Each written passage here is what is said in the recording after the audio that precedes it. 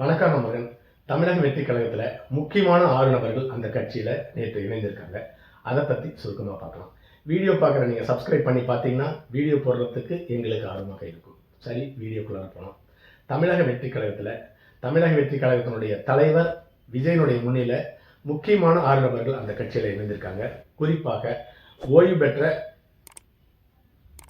மாவட்ட நீதிபதி சுபாஷ் அவர்கள் மற்றும் IRS அதிகாரி அருள்ராஜ் அவர்கள் உள்பட மொத்தம் 6 பேர் இணைந்திருக்காங்க. அடுத்ததாக இந்த அருள்ராஜ் அவர்களுக்கு கொள்கை பரப்பு செயலாளர் பதவி வழங்கப்பட்டிருக்கிறது. அதே போலவே திராவிட முன்னேற்ற கழகத்தை சேர்ந்த டேவிட் செல்வன் அவர்களும் தமிழக வெற்றி கழகத்தில் இணைந்திருக்கிறார். அண்ணா திராவிட முன்னேற்ற கழகத்தை சேர்ந்த MLA ஸ்ரீதரன் அவர்கள் இணைந்திருக்கின்றார். JPR கல்வி அறக்கட்டளையினுடைய நிர்வாகியாக இருந்த ஜான்சன் வில்சன் அவர்களும் இணைந்திருக்கின்றார். அடுத்ததாக வழக்கறிஞர் குமரேசன். மொத்தம் 6 பேர்கள், முக்கியமான நபர்கள் எல்லாமே தமிழக வெற்றி கழகத்தில் இணைந்திருக்காங்க. அதற்கு காரணம் அவங்க தங்களுடைய வாழ்நாளில் சம்பாதிச்சது பத்தல, தமிழக வெற்றி கழகத்தில் சேர்ந்து கோடிக்கணக்கான ரூபாய் சம்பாதிக்கணும் அப்படிங்கிற ஒரு ஆசைக்காக இந்த கட்சியில் இணையவில்லை அப்படிங்கிறத எந்த விதமான சந்தேகமும் கிடையாது. ஆனால் இவர்கள் எல்லாமே அந்த கட்சியில் இணைந்து மக்களுக்கு பாடுபட, மக்களுக்காக உழைக்க அந்த கட்சியினுடைய தலைமை, கட்சியினுடைய அரசியலமைப்பு சட்டம் உதவுமா அப்படிங்கிறது மிகப்பெரிய கேள்விக்குறியாக இருக்கிறது. அதற்கு காரணம் என்ன அப்படின்னு கேட்டிங்கன்னா, கடந்த காலத்தில் திராவிட முன்னேற்ற கழகத்தில் ஆரம்ப கட்டத்தில் கருணாநிதி முன்னிலையில் KN நேரு, பொன்முடி, துரைமுருகன் மற்றும் TR பாலு மூத்த அரசியல்வாதிகள் எல்லாமே அந்த கட்சியில் இணைந்தாங்க. அப்படி அவர்கள் அந்த கட்சியில் சேர்வதற்கு காரணம் ஆயிரக்கணக்கான கோடி சம்பாதிச்சு காவேரி ஹாஸ்பிட்டல் மற்றும் கப்பல், இப்படியெல்லாம் கப்பல், மணல் ஊழல், கனிம வள ஊழல்லாம் சம்பாதிச்சு தன்னுடைய குடும்பத்திற்காக ஆயிரக்கணக்கான கோடி சம்பாதிச்சு வளமாக வாழணும் அப்படிங்கிறதுக்காக திராவிட முன்னேற்ற கழகத்தில் சேரல, மக்களுக்காக சேவை செய்யறதுக்காகவும் இந்த ஊழலை ஒழிக்க வேணும் அப்படிங்கிறதுக்காக தான் அந்த கட்சியில் சேர்ந்திருக்காங்க ஆரம்ப கட்டத்தில். ஆனால் கட்சியில் சேர்ந்த பிறகு கட்சியினுடைய தலைமை, அதாவது கருணாநிதி அவர்கள் மக்களுக்காக தான் உழைக்க வேண்டாம், தங்களுடைய குடும்பத்திற்கும் கட்சியினுடைய தலைமை குடும்பத்திற்கும் உழைக்கணும் அப்படின்னு சொல்லிட்டு கட்டளையிட்டதுனால தான் அவர்கள் எல்லாமே ஆயிரக்கணக்கான கோடி, லட்சக்கணக்கான கோடி சம்பாதிச்சு, சட்டவிரோதமாக சம்பாதிச்சு தலைமை குடும்பத்துக்கு கொஞ்சம் கொடுத்துட்டு இவங்களும் கொஞ்சம் ஆட்டை போட்டுட்டு இன்னைக்கு ஒவ்வொரு அமைச்சரும் 10,000 கோடி 20,000 கோடி சம்பாதிச்சு தங்களுடைய சொந்த சொத்தாக வைத்துக் கொண்டிருக்கிறார்கள். அப்படிப்பட்ட ஒரு நிலைமை இப்படி ஒரே நாளில் 6 முக்கியமான அரசியல் தலைவர்கள் இணைந்திருக்கிறது பரபரப்பாக பேசப்படுகிறது. இவர்கள் சுதந்திரமாக செயல்பட அந்த கட்சி அனுமதிக்குமா அப்படிங்கிறத எதிர்காலத்தை வைத்து தான் கணக்கிட முடியும். அடுத்ததாக நடிகர் விஜய் அவர்கள் தன்னுடைய கடைசி படமான ஜனநாயக படத்தினுடைய இறுதிக்கட்ட படப்பு முடிஞ்சு எல்லா வேலையும் முடிஞ்சிருச்சு, இனிமேல் தீவிரமாக அரசியல் ஈடுபட போகிறேன் அப்படின்னு சொல்லிட்டு அறிவிச்சிருக்கிறாரு. அது ஒரு வாய் வார்த்தையோடு இல்லாமல் தீவிரமான அரசியல் ஈடுபட்டால் நன்றாக இருக்கும். ஏன்னு சொன்னால் அரசியலுக்கு பல நாள் ஆயிடுச்சு. ஆயிரக்கணக்கான குற்றச்சாட்டுக்கள், போராட ஏராளமான வாய்ப்புகள் இருந்தும் அவர் போராடவில்லை. அவர் போராடணும் அவசியமே கிடையாது. மாவட்டத்தில் வேலை இல்லாமல் அந்த கட்சிக்காக பாடுபடணும், மக்களுக்காக பாடுபடணும் ஏராளமான சமூக ஆர்வலர்கள் ஒவ்வொரு கட்சியில் இருக்காங்க. அதை போலவே தமிழக வெற்றி கழகத்திலே இருக்காங்க. அவர்களுக்கு போராட அனுமதி கொடுத்தா மட்டும் போதும், அவர்கள் போராடுவார்கள். விஜய் வரணும் அவசியமே கிடையாது. ஆனால் அப்படிப்பட்ட அனுமதி கடந்த காலத்தில் கிடைக்கவில்லை, இன்றளவும் கிடைக்கவில்லை என்பதுதான் உண்மை. இப்படி ஆர்வமாக அந்த கட்சியில் சேர்ந்த ஓய்வு பெற்ற நீதிபதி மற்றும் IRS அதிகாரிகள் எல்லாம் போராட அனுமதித்தாலே போதும், மக்களுக்கு நன்மை கிடைக்கும், அந்த கட்சிக்கு வளர்ச்சி கிடைக்கும். அடுத்ததாக நீதிபதி அவர்கள் தன்னுடைய பதவியை, மாவட்ட நீதிபதியாக இருந்தவர் தான் அந்த நீதிபதி அவர்கள், அவர் தன்னுடைய பதவியை ராஜினாமா செய்து மக்களுக்காக உழைக்க, ஊழலை ஒழிக்கிறதுக்காக கட்சிக்கு வந்திருக்கேன், விஜயனுடைய தமிழக வெற்றி கழகத்தில் இணைஞ்சிருக்கேன்னு சொல்லியிருக்கிறாரு. அதிலிருந்து ஒரு உண்மையை மிக தெளிவாக மக்களுக்கு சொல்லியிருக்கிறார். என்னன்னு கேட்டிங்கன்னா, நீதிபதியாக இருந்து ஊழலை ஒழிக்க முடியவில்லை, மக்களுக்கு செய்ய முடியவில்லைங்கிறத வெளிப்படையாக ஒப்புக்கொண்டிருக்கிறார். அதுதான் உண்மையும் கூட. அதனால தான் தன்னுடைய மாவட்ட நீதிபதி பதவியை ராஜினாமா செஞ்சுட்டு தமிழக வெற்றி கழகத்தில் இணைந்து மக்களுக்காக சேவை செய்ய வந்திருக்கின்றார். அது மட்டும் இல்லாமல் தமிழக வெற்றி கழகத்தில் இணைவதற்கு முன்பாகவே பதவி ராஜினாமா செஞ்சுட்டு சென்னை உயர்நீதிமன்றத்தில் வழக்கறிஞராக பணியாற்றி கொண்டிருக்கின்றார். ஒரு நீதிபதி பதவியை ராஜினாமா செஞ்சுட்டு வழக்கறிஞராக பணியாற்றுகிறார் என்றால் நீதிபதியாக இருந்து எந்த விதமான உபயோகம் கிடையாது. நல்ல சம்பளம் கிடைக்கும், சமூகத்தில் அந்தஸ்து கிடைக்கும், ஒரு சைரன் வச்ச கார் கிடைக்க முடிய மக்களுக்கு எந்த விதமான சேவை செய்ய முடியாது அப்படிங்கிறது நிதர்சனமான உண்மை என்று புரிகிறது.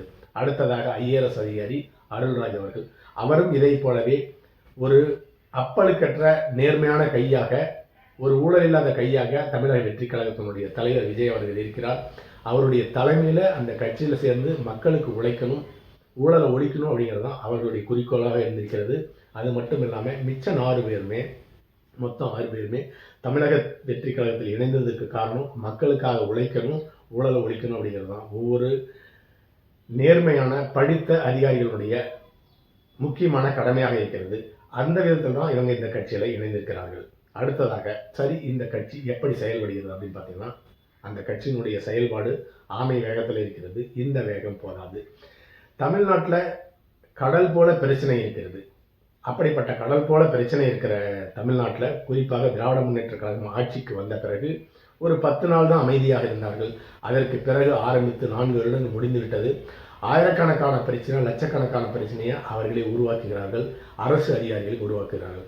ஆனால் தமிழக வெற்றி கழகத்தினுடைய போராட்டம் எப்படி இருக்குன்னு கேட்டிங்கன்னா, கடல் போல பிரச்சனை இருந்தும் குளம் போல அவர்களுடைய போராட்டம் இருக்கிறது. 5% கூட அந்த கட்சியினுடைய போராட்டம் என்ற பங்களிப்பு, எதிர்ப்பு என்ற பங்களிப்பு கிடையாது என்பதுதான் உண்மை. இந்த தமிழக வெற்றி கழகம் எதிர்காலத்தில் இன்னொரு மக்கள் நீதி மையம் போல மாறிவிடக்கூடாது. மக்களுக்காக உழைக்கிற, ஊழலை ஒழிக்கிறன்னு சொல்லிட்டு தான் மக்கள் நீதி மையத்தினுடைய தலைவர் கமலஹாசன் அவர்கள் அரசியலுக்கு வந்தார். ஆனால் டார்ச் லைட்டை எடுத்து டிவியை உடைச்சிட்டு மிக வேகமாக அரசியலுக்கு வந்த கமலஹாசன் அவர்கள் உலகிலேயே மிகப்பெரிய ஊழல் கட்சியான திராவிட முன்னேற்ற கழகத்தில் இணைந்து அந்த கட்சியினுடைய ஊழலுக்கு உறுதுணையாக பாடுபட்டு கொண்டிருக்கிறார்.